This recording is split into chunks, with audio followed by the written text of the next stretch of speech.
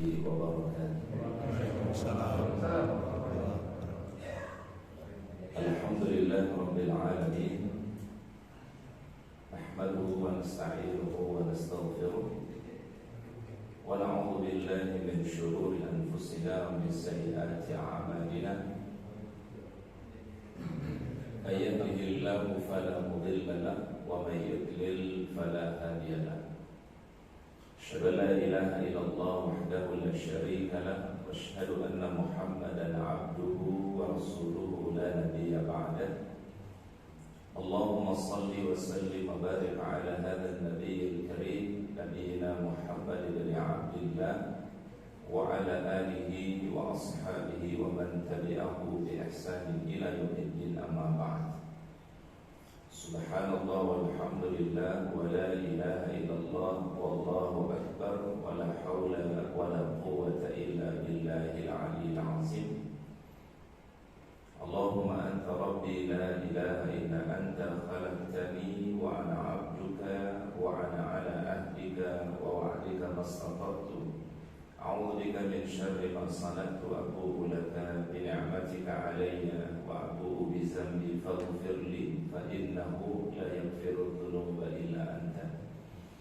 Hadirin kaum muslimin rahimakumullah, alhamdulillah kita panjatkan puji dan syukur kepada Allah Subhanahu wa taala atas segala curahan rahmat-Nya, karunia dan kebaikan-Nya kepada kita semua, terutama nikmat iman dan Islam, nikmat sehat dan kesempatan pada pagi hari ini kita bisa penuhi panggilan Allah taala melaksanakan salat subuh berjamaah. Mudah-mudahan langkah kita di dalam kebaikan menjadi sebab ampunan Allah Subhanahu wa taala, diangkatnya derajat kita, dan mudah-mudahan menjadi saksi yang terbaik di hadapan Allah Subhanahu wa taala. Salawat dan salam kita sampaikan kepada uswah hasanah kita, teladan kita yang mulia, baginda Rasulullah Muhammad sallallahu alaihi wasallam. Allahumma salli wa sallim ala nabiyyina Muhammad. Hadirin yang dirahmati Allah Subhanahu wa taala, pada pagi hari ini kita melanjutkan bahasan kita dari fikih 4 mazhab. Kita memasuki bahasan al-mas'alatul tasi'ah minal arkan, permasalahan yang ke-9 dari hal-hal yang terkait dengan rukun dalam tahar atau berwudu, yaitu mashul udhunaini, yaitu membasuh kedua telinga. Ikhtalafu fi mashil udhunaini huwa hal sunnatun aw fariidatun. Apakah membasuh kedua telinga itu termasuk perbuatan yang sunnah atau dikategorikan sebagai hal yang fardu? Wa hal yujaddidu lahum al-ma' am la? Apakah ketika orang membasuh telinganya adalah menggunakan air yang baru, dalam arti dia mengambil sesuatu yang baru, atau dia satukan dengan basuhan kepalanya? Ini jadi perbedaan para ulama. Fadhahaba ba'dun nas ila annahu fardhah. Sebagian ulama mengatakan bahwasannya membasuh telinga itu adalah hukumnya fardu dalam wudu. Wa annahu yujaddidu lahum al-ma'i, dan dia menggunakan air yang baru, berarti memisahkan antara air basuhan kepala dengan telinga. Jadi kalau basuhan kepala dengan air yang berbeda, kemudian membasuh telinganya dengan air yang baru. Wa mimman qala bi hadzal qaul jama'atun min ashabi Malik, dan ini merupakan pendapat daripada Imam Malik, ya, sebagian daripada mazhab Imam Malik. Jadi membedakan antara basuhan kepala dengan basuhan apa? Telinga. Tapi mereka mengatakan basuhannya itu merupakan fardu di dalam wudu. Wa qala Abu Hanifah, ya, berkata Imam Abu Hanifah, mazhabuna fardun kadzalik, basuhan telinga itu suatu yang fardu, illa annahuma yamsahani ma'ar ra'si bima'in wahid, Tapi di dalam basuhannya cukup dengan basuhan sekali, yaitu antara kepala dengan telinga. Bima'in wahid. Wa qala Asy-Syafi'i, ya, berkata Imam Asy-Syafi'i, "Mashahuma sunnatun wa yujaddidu lahumal ma'." Ya. Basuhannya itu merupakan adalah suatu yang sunnah dan ia menganjurkan untuk menggunakan air yang baru, artinya memisahkan antara basuhan untuk kepala dengan basuhan untuk apa? Telinga. Berarti di sini ada 3 mazhab.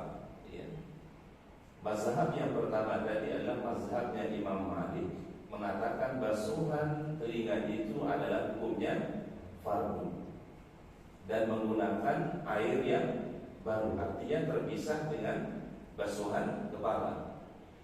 Mazhab yang kedua itu adalah mazhab Imam Abu Hanifah atau mazhab Al-Hanafi, yaitu mengatakan basuhan telinga itu adalah hal yang fardu, tetapi cukup menggunakan air bersamaan antara basuhan kepala dengan apa?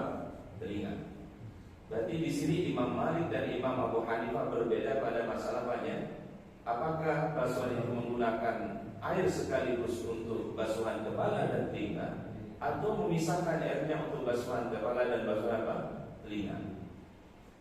Imam Asy-Syafi'i mengatakan basuhannya itu adalah sunnah dan ia menganjurkan untuk menggunakan air yang baru, artinya memisahkan antara basuhan untuk kepala dan air untuk basuhan apa? Telinga.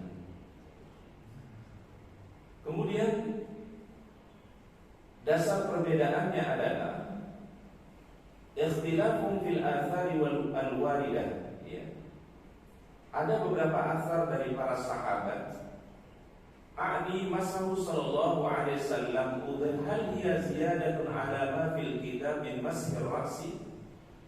Yang menjadi sebab perbedaan itu adalah apakah membasuh telinga itu merupakan ziyadah. Ziyadah itu ada tambahan, ya. Yang ada di dalam Al-Quran min mashir ra'si, ketika disebutkan di dalam Al-Quran wamsahu biru'usikum. Di situ dia disebutkan wa udhunain. Udhunain itu 2 telinga, tidak disebutkan. Ya Allah kalau sebutkan di dalam Al-Quran itu adalah apa? Wamsahu biru'usikum, mengusap kepala, tapi tidak ada penyebutan apa? Telinga. Basuhan telinga itu ada di dalam hadis Rasulullah sallallahu alaihi wasallam. Fayakun hukmuha ayyuhmal 'ala nadli lima kana ta'arud alladhi yutakhayyal bainaha. Yang kemungkinan akan menjadikan hukumnya dibawa kepada sesuatu yang hukumnya an-nadab, sunnah. Jadi kalau tidak disebutkan di dalam Al-Quran, maka tentu hukumnya adalah menjadi sunnah. Lima kali ta'arud alladhi takhayyal wa baina in hamalat 'ala wujud, atau am hiya mubayyinatun li mujmalil alladhi fil kitab, atau dia sebagai penjelas dari keumuman yang ada di dalam Al-Quran. Fayakunu hukmuma hukmur ra'si fil wujud, sehingga dipahami basuhan telinga itu adalah bagian daripada basuhan kepala. Kalau basuhan kepala wajib, maka basuhan telinga menjadi apa?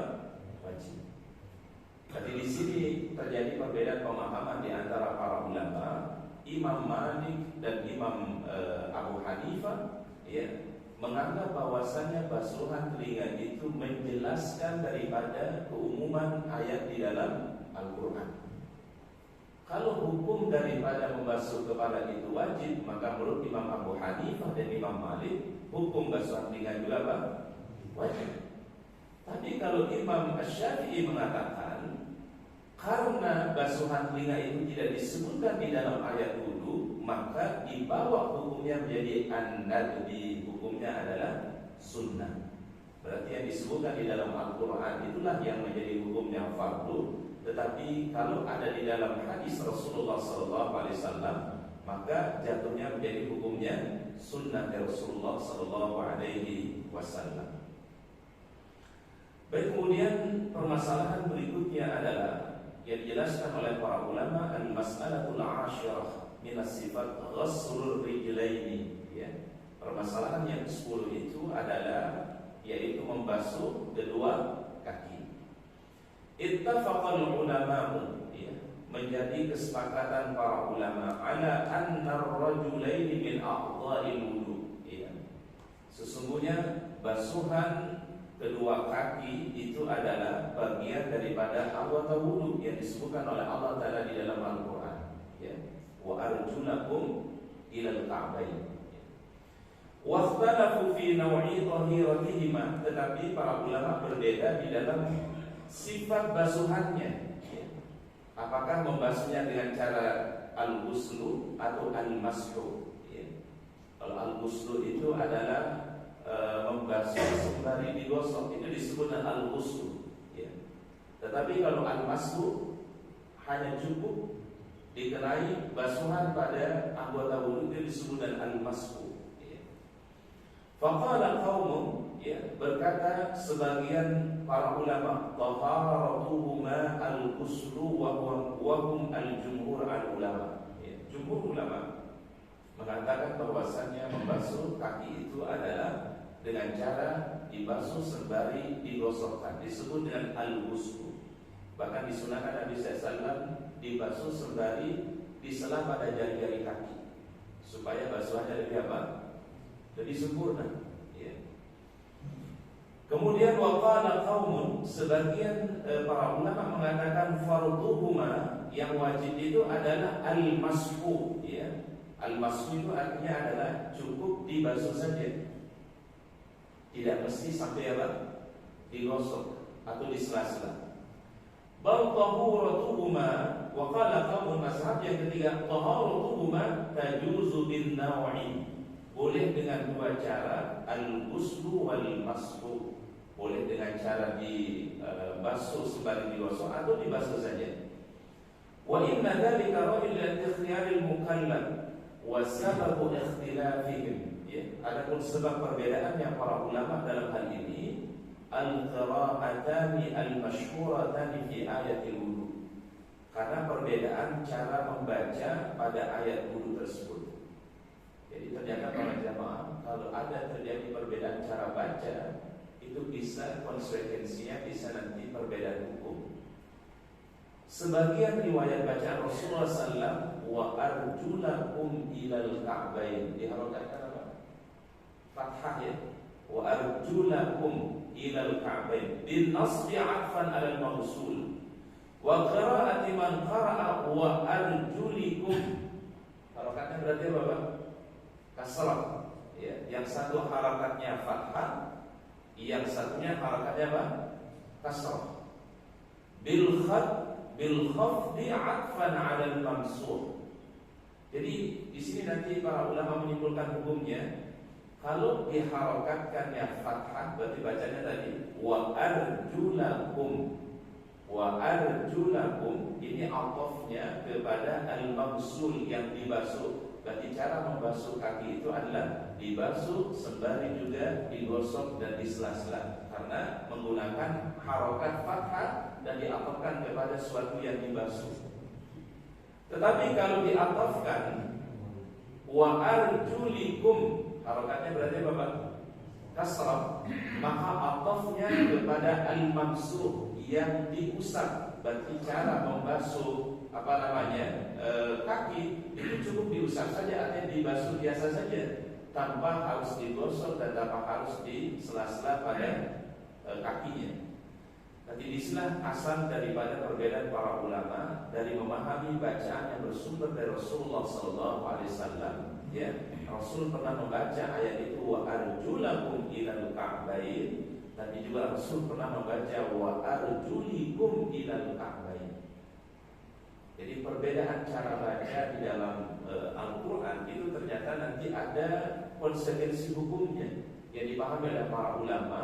Bisa menjadi hukumnya adalah dibasuh. Ada juga yang mengatakan dibasuh juga sembari digosok dan disela-sela. Jadi disebut al-ghuslu. Pada dasarnya Al-Quran diturunkan oleh Allah Ta'ala pertama kali kepada baginda Rasulullah SAW dengan 7 dialek yang disebut dengan sabah, ya, qira'atus sabah, Ya. Disebutkan dalam hadis Rasulullah SAW, unzilal Quran ala sab'ati ahruf. Jadi Al-Quran pertama kali diturunkan oleh Ta'ala kepada Rasulullah SAW dengan 7 dialek, ya, 7 huruf. Maksudnya 7 huruf ini 7 dialek. Karena memang itulah beberapa suku yang ada di masa Rasulullah SAW. Dan itu berlaku bacaan itu para jamaah di masa Rasulullah SAW, di masa Abu Bakar, di masa Umar. Lalu pada masa Utsman bin Affan radhiyallahu anhu terjadi satu fenomena di mana ada bacaan sebagian orang kemudian menyalahkan bacaan yang lain. Karena di sini membaca Al-Qur'annya dengan dialek seperti ini, kemudian di tempat yang lain riwayat cara bacanya adalah begini. Ya, akhirnya terjadi perselisihan di antara orang-orang saat itu. Maka Utsman bin Affan radhiyallahu anhu beristihad. Istihad beliau adalah mengumpulkan bacaan kaum muslimin dengan satu bacaan. Bacaannya disebut dengan adalah ala lisani Quraisy, menggunakan dialek Quraisy. Yaitulah yang kita kenal sekarang dengan Mushaf Al-Uthmani, ya. Sekarang tersebar di dunia Islam, ya. Kalau kita kaji lebih dalam lagi cara baca Rasulullah SAW, ada bacaan yang apabila ada huruf disebut dengan alif maksurah, itu biasa dibacanya dengan suara imalah, ya. Seperti wadduha. Wadduha itu di ujung kanannya itu ada kayak ya apa? Wadduha. Ya, namanya alif maksurah. Kalau ada alif maksurah seperti ini, sebagian riwayat cara baca dari Nabi SAW boleh dibaca imalah, mirip dengan huruf E, wadduhe. Ya, kita bacanya apa? Wadduha. Tapi bacaan yang lain dari Nabi SAW, wadduhe, namanya imalah. Dan itu ada riwayatnya dari Rasulullah SAW. Contoh yang lain misalnya di dalam membaca surat Al-Ikhlas. Kalau riwayat yang kita dapatkan, yang kita pakai sekarang ini adalah di akhir surat Al-Ikhlas, bunyi ayatnya adalah walam yakul lahu kufuwan ahad. Kufuwan ahad, menggunakan waw di ujungnya. Tapi bacaan yang lain dari Rasulullah SAW, walam yakul lahu kuf'an ahad, dari kata kufu. Kufu itu setara, ya. Boleh dibaca kufuan, boleh dibaca apa? Kuf'an ahad. Nanti misalnya kalau para jamaah datang ke negara Maroko, Aljazair, Tunisia, Libya, mereka mendalami cara baca yang bersumber dari Rasulullah SAW tadi, yang awal bacanya adalah 7 dialek gitu, ya. Sehingga kalau mereka mengimami biasanya adalah menyebutkan riwayat yang bersumber dari Rasulullah SAW. Sepintas mungkin kita mengaku ini kayaknya bacaan baru, bukan bacaan baru. Itu bacaan juga bersumber dari Rasulullah SAW. Ya. Banyak contohnya di dalam di dalam qiraat as-sab'ah namanya. Ya. Jadi perbedaan bacaan itu ternyata menjadikan sebab perbedaan konsekuensi hukum. Kalau dibaca wa arjulakum, atofnya kepada al-mabsul, berarti cara membasuhnya adalah digosok, kemudian di sela-sela, ya. Itu kalau diharokatkan fathah. Tapi kalau diharokatkan kasrah wa arjulikum, ya, kalau dia sudah dibasuh saja, itu sudah sah dulunya. Karena diatofkannya kepada al-mamsuh, yang dibasuh saja, ya. Seperti kepala kan cuma diusap, dibasuh saja, ya. Kalau dipahami itu adalah diatofkan kepada yang yang dibasuh atau diusap, maka cukup hukumnya kaki itu seperti itu. Tapi kita ambil pendapat jumhur ulama, wa arjulakum di sini adalah al-ghuslu, berarti dia dibasuh kemudian digosok dan di sela-sela sunnahnya dari Nabi SAW agar lebih sempurna daripada basuhan, daripada wudhu basuh. Baik, kemudian berikutnya adalah penjelasan para ulama berikutnya, at-tartibu fi af'alil wudu, ya. Tartib itu artinya adalah mendahulukan yang pertama, kemudian berikutnya dan seterusnya, disebut dengan tartib. Dalam semua permasalahan ibadah kepada Allah Ta'ala, selalu Allah Ta'ala sebutkan secara berurutan. Maka para ulama menyimpulkan ini yang disebut dengan tartib. Yang awal dijadikan awal, yang kedua dijadikan yang kedua, dan seterusnya. Adakah dalilnya dari Rasulullah SAW? Ada dalilnya. Dalilnya adalah hadis Rasulullah SAW, "Ibda'u bima bada Allahu bihi." Mulailah seperti yang dimulai, yang diperintahkan oleh Allah Subhanahu wa Ta'ala. Ini kan biasanya sering diucapkan ketika orang sa'i, Pak. Sa'i antara Safa dan Marwah. Pertama kali dibaca dari Rasulullah SAW ketika berada di atas bukit itu adalah "Abda'u bima bada Allahu bihi. Inna safa wal marwata min sya'airillah, faman hajjal baita aw i'tamara fala junaha alaihi ay yatawafa bihima wa man tatawa khairan fa innallaha syakirun." Bersumber dari riwayat ini, dari hadis dan dari ayat Al-Quran tadi, maka ada perintah dari Allah Ta'ala dan petunjuk dari Rasulullah SAW. Kalau orang melakukan satu ibadah, lakukanlah ibadah itu secara tartib. Tartib itu artinya adalah mengurutkan sesuai dengan urutan yang Allah Ta'ala telah perintahkan atau yang telah diperintahkan oleh Rasulullah Sallallahu Alaihi Wasallam. Ikhtalafu fi wujudi tartibi af'alil wudu ala naskil ayat. Ya. Perbedaan para ulama di dalam keberadaan tartib af'alul wudu di dalam ayat. Faqala qaumun huwa sunnatun. Ya. Itu adalah hukumnya adalah sunnah. Wa huwa alladhi hakahu al-mutaakhirun min ashabi Malik. Itu menjadi pendapat dari sebagian mazhab Maliki kontemporer. Wa bihi qala Abu Hanifah wa Tsawri wa Dawud, dan itu juga menjadi pendapat Imam Abu Hanifah wa Tsawri wa Dawud. Dawud maksudnya Al-Zahiri. Wa qala qaumun huwa fariidatun. Tartib itu hukumnya adalah fardu. Wa bihi qala Syafi'i wa Ahmad wa Abu Ubaid, dan itu menunjukkan adalah pendapat dari Imam Syafi'i dan Imam Ahmad dan Abu Ubaid. Wa hadza kullu fi tartibil mafrud ma'al mafrud.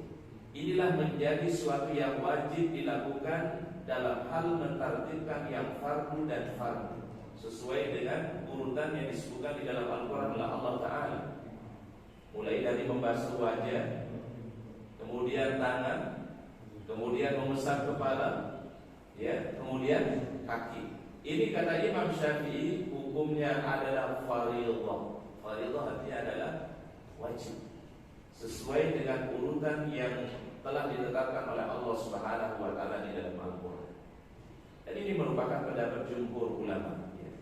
Wa amma tartibu af'ali al-mafruḍah mal af'alis al-masnunah. Adapun mengurutkan hal yang fardu dengan hal yang disunnah, fahuwa inda Malik mustahab. Menurut Imam Malik itu adalah sangat dianjurkan. Wa qala Abu Hanifah huwa sunnah. Itu adalah merupakan suatu yang disunnahkan. Kesimpulannya adalah menurut para ulama, jumhur ulama melakukan basuhan secara tertib atau berurutan sesuai dengan apa yang diperintahkan oleh Allah dan juga ditunjukkan di dalam sunnah Rasulullah SAW, maka tertib itu adalah hukumnya wajib atau yang sering kita sebut dengan hukumnya fardu. Jadi ini diperkuat tadi dengan dalil ibda'u bima bada Allah. Ini jadi pegangan kita dalam fikih para jamaah. Dalam segala hal itu lakukanlah sesuatu sesuai dengan tertibnya. Ya, tertib artinya adalah mana yang urutan pertama kita letakkan di pertama, mana urutan yang kedua kita letakkan di urutan yang kedua, dan seterusnya. Ini disebut oleh para ulama itu sebagai tertib. Nanti berlaku juga di dalam masalah dalam masalah haji, dalam masalah umroh, ya. Itu kan ada rukun haji, ada rukun umroh, ya. Maka itu dilakukan secara tertib. Yang awal dijadikan awal, yang kedua dijadikan yang kedua, dan seterusnya. Sehingga biasanya para ulama itu di rukun yang terakhir itu biasanya tertib, ya. Tertib itu artinya adalah meletakkan sesuai dengan sesuatu yang telah diperintahkan oleh Allah atau disunnahkan oleh Rasulullah Sallallahu Alaihi Wasallam. Al-mas'alah ats-tsaniyah 'asharah, permasalahan yang ke-12 min asy-syurut, ya, di antara syarat di dalam taharah itu al-muwalat fil wudu. Muwalat itu artinya adalah antara satu basuhan dengan basuhan yang kedua jedanya tidak terlalu lama. Ya. Beda tertib ya Pak ya. Kalau tertib tadi apa Pak? Mengurutkan sesuai dengan yang diperintahkan. Itu mengurutkan namanya Pak. Tapi kalau muwalat, antara basuhan yang pertama dengan basuhan yang kedua itu nyambung. Jangan sampai jedanya terlalu apa Pak? Terlalu jauh, ya. Misalnya ada orang wudu, dia basuh wajahnya dulu, ya, kemudian ngobrol, gitu kan Pak. Mungkin lakukan aktivitas yang lain dulu, kemudian nanti basuh apanya Pak? Basuh tangan. Sudah selesai basuh tangan, dia istirahat dulu, ya. Baru nanti basuh apanya Pak? Kepala. Ini disebut ghairul muwalat, ya. Tidak melakukannya secara apa? Secara muwalat itu adalah secara langsung antara satu basuhan dengan basuhan berikutnya. Ikhtalafu fil muwalati fi af'alil wudu. Sebagian para ulama, ini dari perbedaan pendapat di antara para ulama, af'al fadhahaba Malik ila anna al-muwalat fardun ma'al dzikri wa ma'al qudrati saqitun ma'al nisyan wa ma'dzikri 'inda al-'udhri. Menurut Imam Malik, melakukan basuhan secara langsung antara satu basuhan dengan basuhan berikutnya al-muwalat itu hukumnya fardu ma'az zikri wa ma'al qudrah. Ketika orang dalam keadaan ingat dan juga dalam keadaan orang itu mampu. Wa dhahaba Asy-Syafi'i wa Abu Hanifah anna al-muwalat laysa min wajibatil wudu. Ya. Tapi menurut Imam Syafi'i, Imam Abu Hanifah, itu bukan merupakan bagian daripada wajibatil wudu. Wajibatil wudu itu enggak masuk di dalam ayat apa? Ayat wudu yang disebutkan oleh Allah Ta'ala. Wassababu fi dzalika al-isyraq alladhi fil wawi aidan wa dzalika annahu qad yu'ta fil asya' al-mutatabi'a al-mutalahiqa ba'daha 'ala ba'd. Yang menjadi perbedaan adalah pada huruf wawu yang ada di dalam ayat wudu. Di ayat wudu itu kan menggunakan wawu ya. Bagsilu wujuhakum wa aydiyakum ilal marafiq wamsahu bi ru'usikum wa arjulakum ilal ka'bayn. Dalam bahasa Arab huruf waw itu namanya huruf athaf. Kalau kita sering memahami waw itu artinya dan, ya. Apa artinya waw? Dan. Wa itu dan, ya. Sebagian memahaminya yu'tafu bil asya' al-mutatabi'a al-mutalahiqa ba'daha ba'dan. Sebagian dipahami adalah ataf itu mengandung makna menyambung satu basuhan dengan basuhan berikutnya. Maka kalau dia pahami waw itu adalah menyambung satu basuhan dengan basuhan berikutnya, maka dia mengatakan itu adalah hukumnya adalah wajib. Jangan memberikan jeda yang lama antara satu basuhan dengan basuhan yang lain. Wa qad yu'tafu bil asya' al-mutarakhiyah ba'daha an ba'din. Tapi sebagian yang memahami waw itu bukan mesti harus langsung basuhan satu dengan basuhan berikutnya, tapi bisa berarti al-mutarakhiyah. Mutarakhiyah artinya ada jeda, ya, satu basuhan dengan basuhan berikutnya. Baik, kemudian pada bahasan berikutnya kita masuk pada bab yang baru, yaitu fil mas'i 'alal khuffain. Membasuh yang disebut dengan dua khuffain atau al-khuffain, ya. Khuffain ini adalah jenis sepatu yang menutupi kedua mata kaki, disebut dengan apa? Al-khuffain.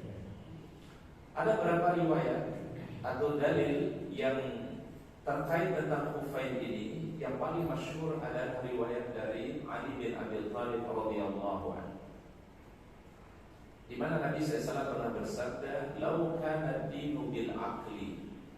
Jadi kalau sekiranya agama itu harus sesuai dengan logika atau mesti sesuai dengan logika, lakana asfala al-khuffai a'la bil masjid min a'lahu. Maka bagian bawah daripada khuffain itu lebih utama dibasuh dibandingkan dengan apanya Pak? Bagian atas. Tetapi rupanya Rasulullah SAW ketika membasuh khuffain itu beliau membasuh di bagian apanya Pak? Bagian atas. Kalau agama itu adalah berdasarkan logika semata, maka artinya adalah yang lebih utama dimaksud itu adalah pada bagian bawah, karena bagian bawah yang kotor, lalu bagian atas mungkin kena debu dan seterusnya. Ya. Tapi Rasulullah SAW membahasnya pada bagian atas.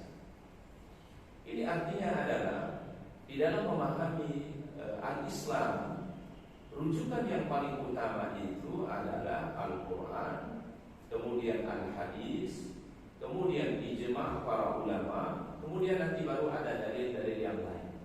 Ya, ada qiyas, ya, ada masalih al-mursalah. Ya. Kalau Imam Malik itu punya satu dalil, pegangannya mazhab Maliki namanya amal ahlul Madinah, perbuatannya orang-orang Madinah. Ya.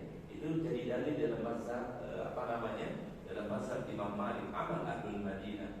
Kemudian juga sadduz zari'ah, itu bagian daripada dalil, Pak. Sadduz zari'ah.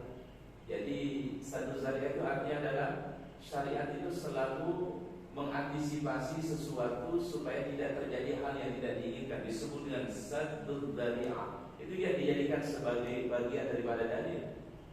Masalih al-mursalah. Hal ini ada kemaslahatannya enggak atau tidak? Kalau ada kemaslahatannya diambil, kalau enggak ada kemaslahatannya maka ditinggalkan. Disebut dengan masalih al-mursalah. Ya. Jadi istinbat hukum itu sebenarnya banyak sekali para ulama, Pak. Ya. Tapi pokoknya cuma dua, Pak.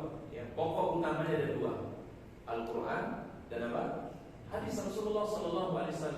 Lalu nanti turunan-turunannya itu merupakan istinbat dari para ulama, memahami dari ayat Al-Quran atau memahami dari hadis Rasulullah SAW.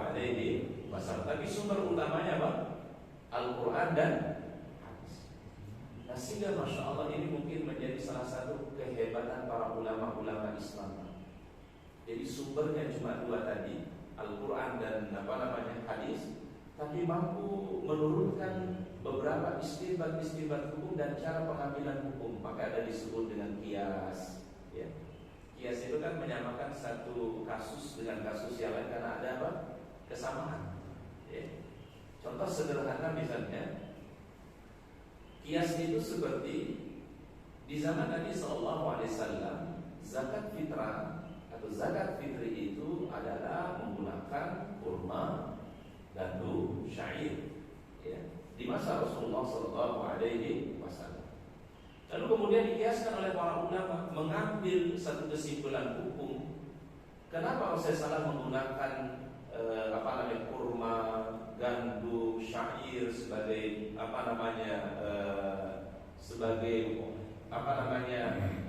hal yang dikeluarkan untuk zakat fitrah?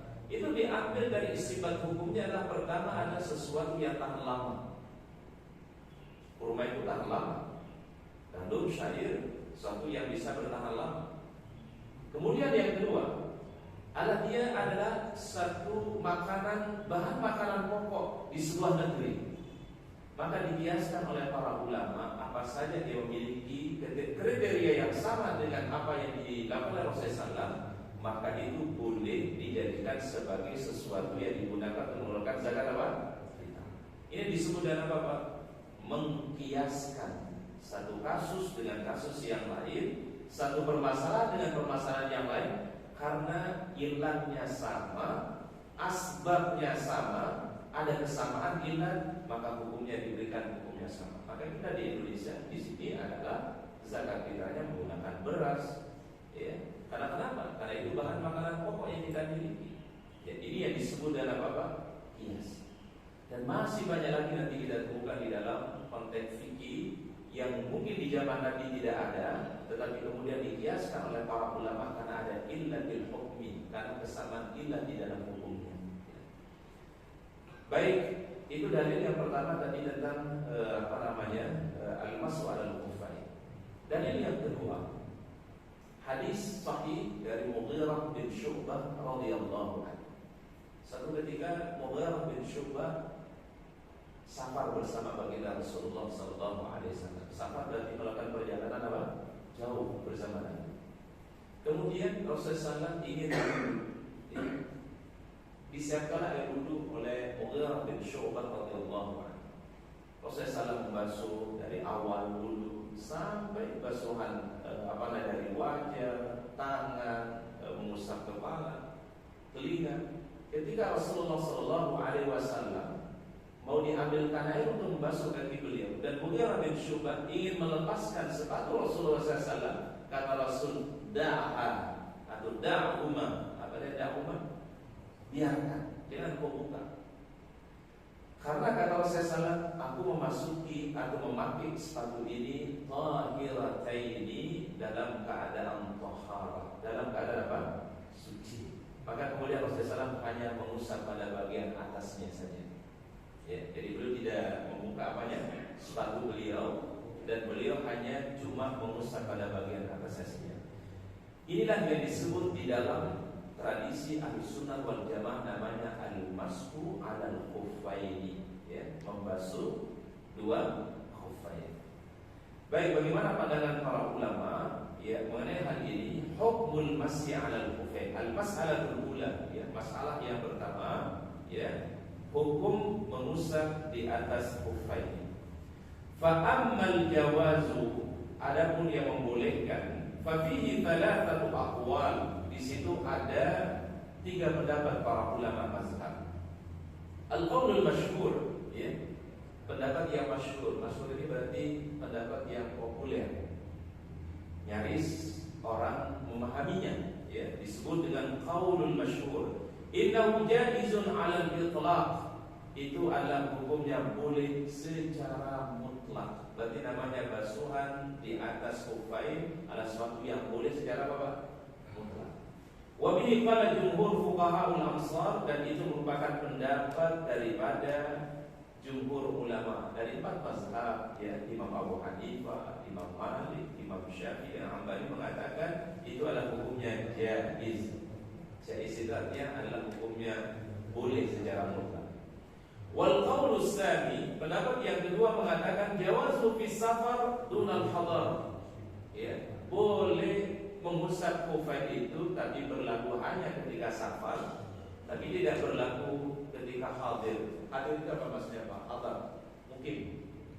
Jadi kalau kita mungkin, ya nggak boleh. Menurut pendapat yang kedua, boleh berlaku masuk alam khuffain kalau orang melakukan perjalanan apa? Safar. Wal qaulus tsalis, dan qaul as-salis, man'u jawazihi bi itlaq, melarang secara mutlak. Wa huwa asyadduha, tapi ini pendapat yang syadz. Syadz itu artinya apa? Pendapat yang sangat kecil. Dan ini pendapatnya adalah Asy-Syiah wal Khawarij. Jadi kelompok Syiah dan Al-Khawarij mengatakan tidak boleh mengusap di atas khuffain. Jadi kalau kita baca fikihnya Syiah, maka kita akan temukan nanti pendapat ini mereka melarang namanya mengusap di atas khuffain secara mutlak. Jadi mereka yang mereka kenal itu hanya berwudu saja, tapi tidak dikenal namanya al-mashu alal khuffain. Mazhab apa tadi Pak? Asy-Syiah wal Khawarij. Wal aqawil as-salasah marwiyatun ala sadril awal. Ya, 3 pendapat ini diriwayatkan dari generasi awal terdahulu, ya, di masa-masa tabi'in, di masa tabi'ut tabi'in, di awal-awal, ya.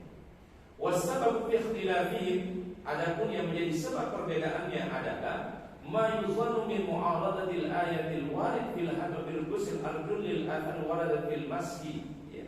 Terjadi perbedaan, pertentangan antara ayat wudu yang Allah telah perintahkan ghuslul arjul. Kaki itu kan disuruh tadi perintahnya apa? Dibasuh, digosok, di sela-sela, disebut al-ghusl. Perintahnya di Al-Qur'an adalah faghsilu wujuhakum wa aydiyakum ila wamsahu wa arjulakum. Ya, disuruh untuk dibasuh. Tapi kalau di atas khuffain itu enggak masuk al-ghusl. Allati waradat fil mas'i, pertentangannya adalah dengan dalil yang bersumber dari Rasulullah SAW, di mana Rasulullah SAW pernah mengusap di atas al-khuffain. Ma'a ta'akhuri ayatil wudu, sedangkan ayat wudu itu adalah, ya, datangnya lebih akhir dibandingkan petunjuk Rasulullah SAW untuk al-mashu alal khuffain. Wa hadzal khilaf kana baina as-sahabati fi sadril awal. Ini menjadi perbedaan para sahabat di generasi-generasi awal. Fakana minhum, sebagian mereka yara itu artinya melihat atau berpendapat, anna ayatul wudu nasikhatun litilkal athar. Ayat wudu itu menasakh. Nasakh itu apa ya? Nasakh, menghapus hukum daripada athar yang ada, yaitu Rasul pernah mengusap di atas kufain. Karena ayat wudu itu turunnya lebih belakangan, ta'akhur. Wa huwa madhhab Ibnu Abbas, dan itu menjadi mazhab daripada Imam Ibnu Abbas radhiyallahu anhu.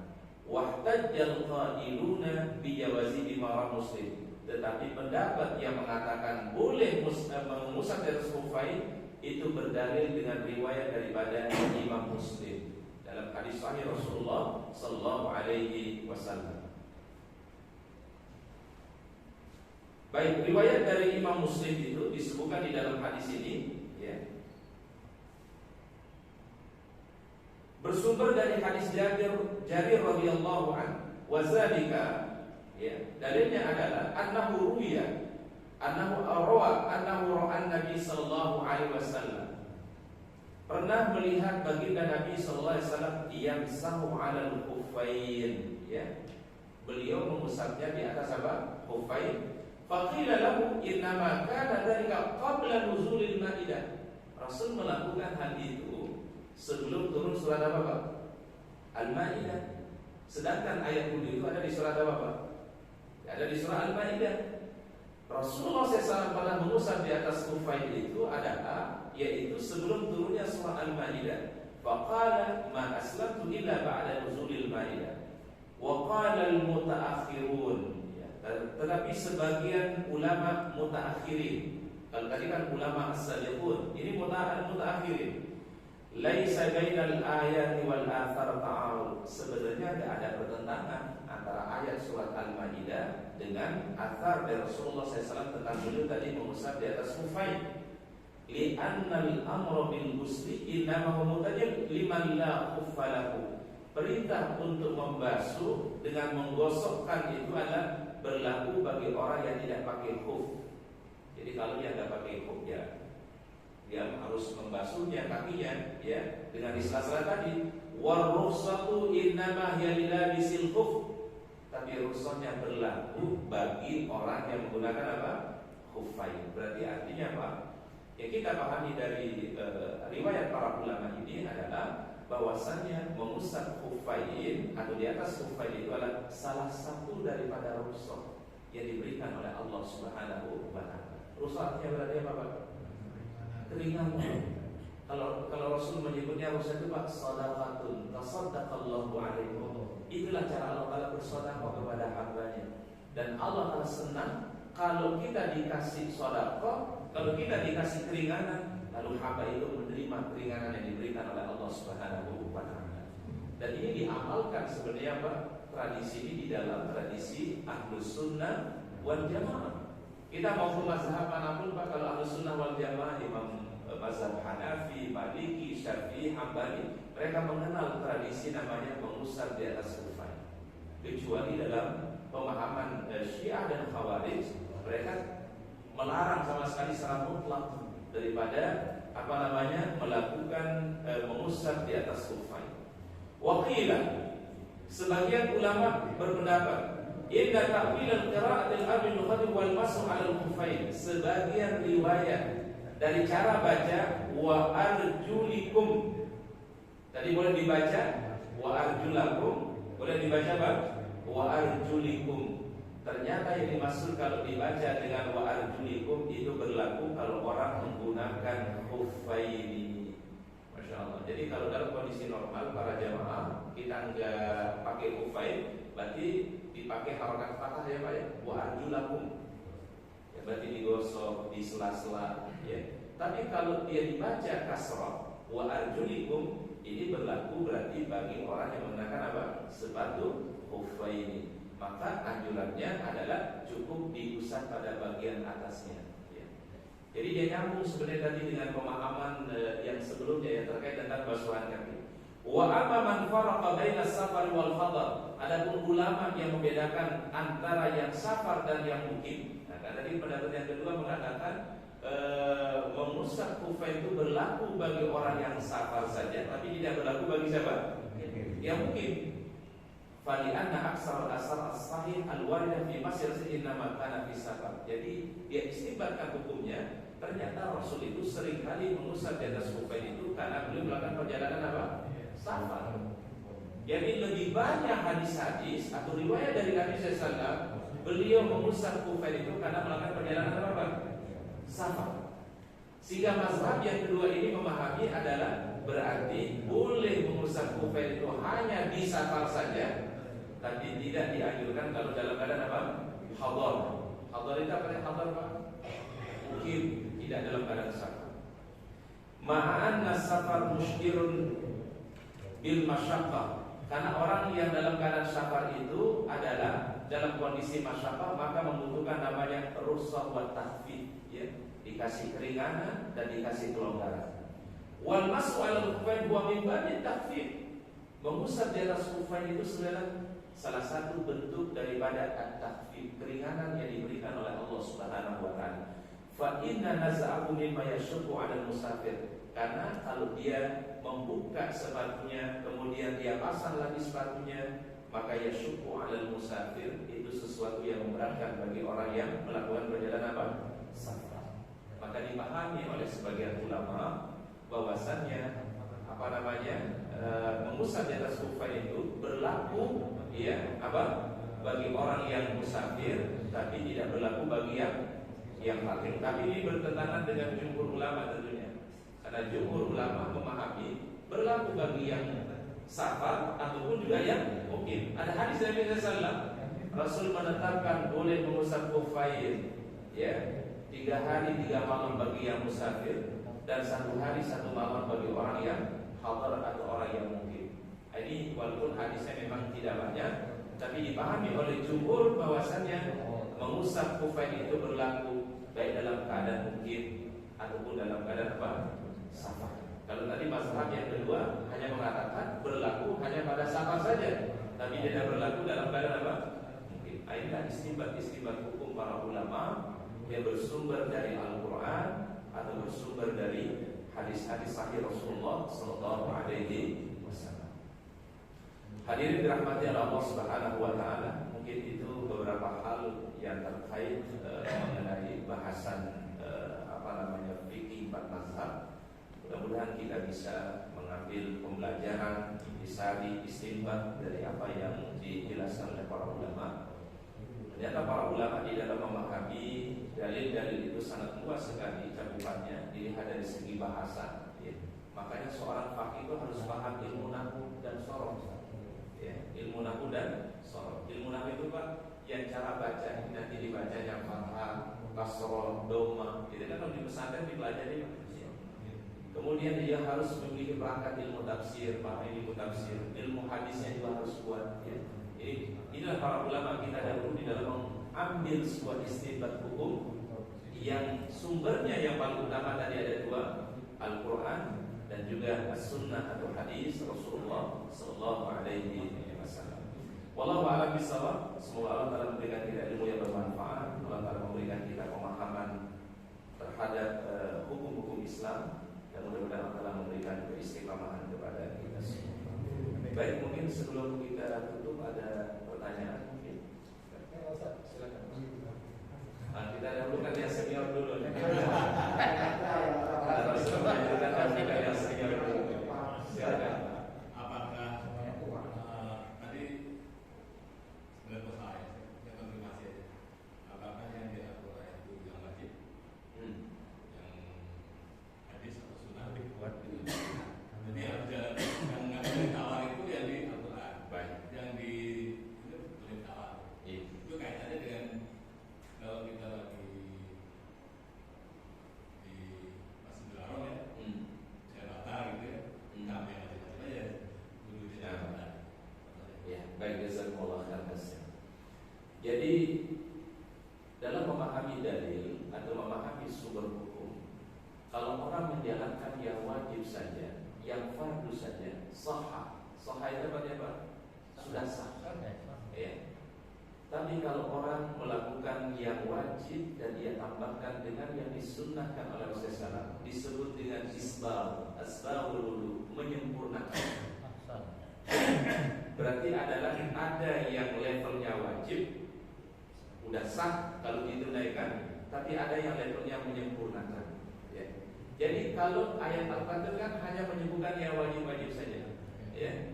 Artinya kalau orang sudah melakukan yang wajib itu berarti sudah sah dia punya wudu. Seperti yang tadi misalnya orang di Masjidil Haram.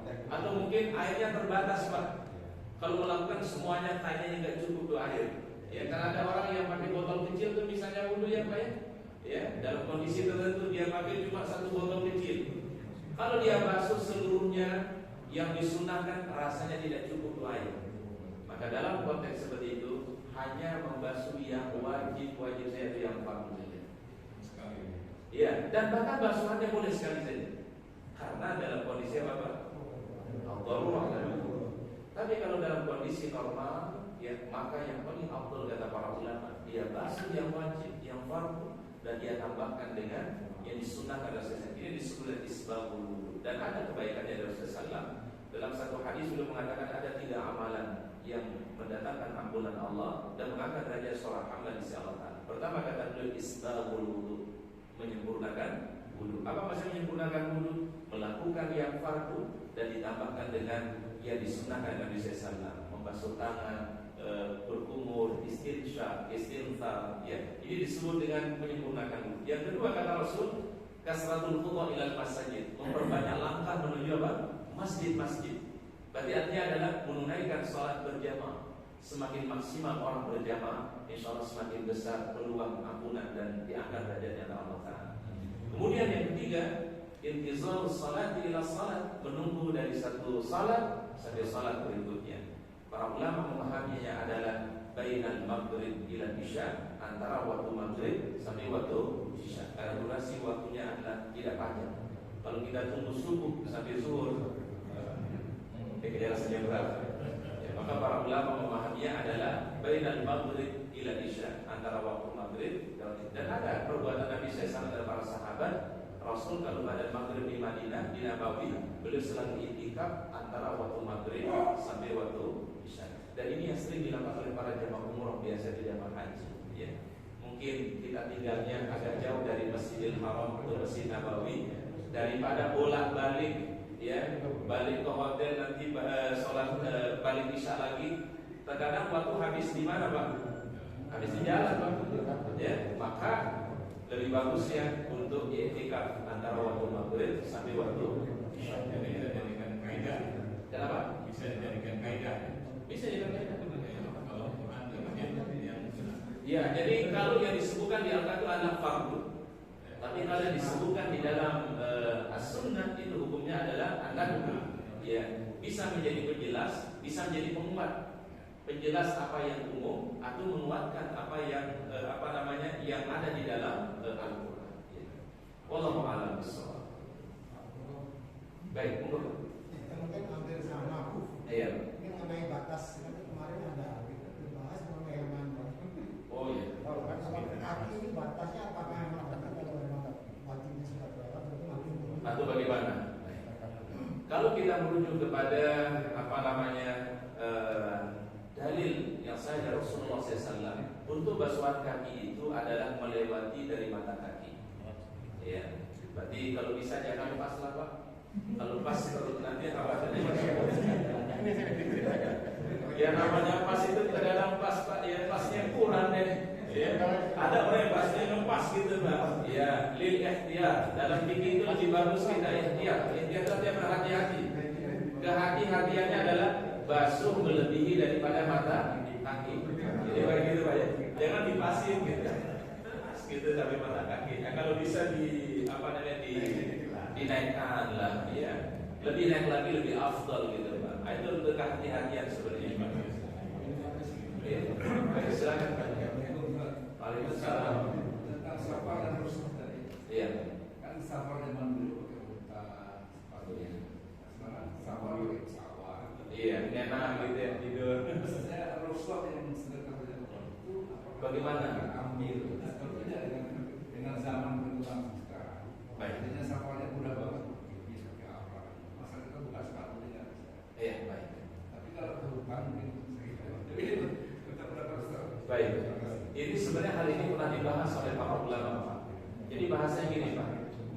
Apakah kondisi kita sekarang ini dengan safar yang sudah enak, bukan enak lagi, Pak, enak, ya, pakai pesawat, pakai bus, bahkan sekarang bus itu udah nyaman banget, bus bisa tiduran, gitu kan ada bus sekarang memang masya Allah, ya.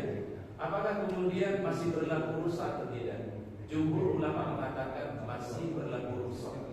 Karena kenapa? Tidak mungkin Allah Ta'ala mensyariatkan suatu hukum kecuali ada hikmahnya. Ya Pak ya. Walaupun ada sebagian ulama, ada sebagian ulama mengatakan kalau rasa masyakohnya hilang, maka tidak mengambil rukhsah. Ada pendapat itu kita hargai Pak. Tapi jumhur ulama mengatakan adalah walaupun safar kita sekarang ini lebih nyaman, enak, tetap mengambil rukhsah yang diberikan oleh Allah Ta'ala. Karena kenapa? Itulah kemudian hikmahnya kenapa ada namanya sholat jamak dan qashar. Itulah kemudian ada syariatnya tayamum. Mungkin kalau tidak ada konteks safar, ya, maka tidak mungkin ada syariat namanya sholat jamak, sholat qashar, tayamum, ya. Kemudian mashu alal khuffain. Maka untuk menjaga nilai daripada ajaran Islam, maka rukhsah itu tetap diambil walaupun perjalanan kita sekarang ini sudah enak. Kita ambil rukhsah, ya, kita ambil rukhsah. Karena kalau kita ambil rukhsah nanti kita tidak pernah melakukan apa yang dikasih keringanan oleh Allah Subhanahu wa Ta'ala.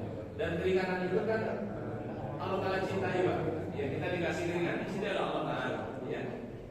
Walaupun ada pendapat yang mengatakan kalau perjalanannya sudah nyaman, sudah ini tidak mengambil rukhsah. Tapi kita lebih pegang pendapat jumhur ulama mengatakan walaupun kondisinya sudah aman, sudah nyaman, tetap kita ambil rukhsah yang diberikan oleh Allah Subhanahu. Ini kan satu yang boleh, ya.